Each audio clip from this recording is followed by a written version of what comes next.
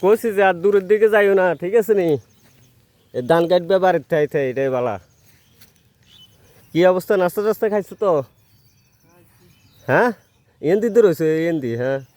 আরে থুবে যাবে এবার, ঠিক আছে। হিমুই হিমুই, আরে ই ধান কাটা লাগতো না, আল্লাই লিব। আস্তে আস্তে আস্তে,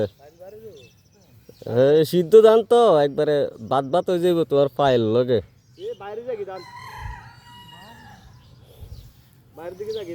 আর গাঁড়া লাগতো না ওইসে। হ্যাঁ হুগে বুনে যে রোদ আছে নি?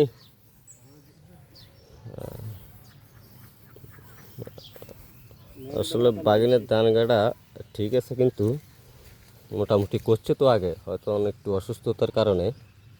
এই যে সব ঠিক আছে, কিন্তু অনেক করছিল আগে, এখন তো অসুস্থতার কারণে ফাটতে আছে না। যাই হোক,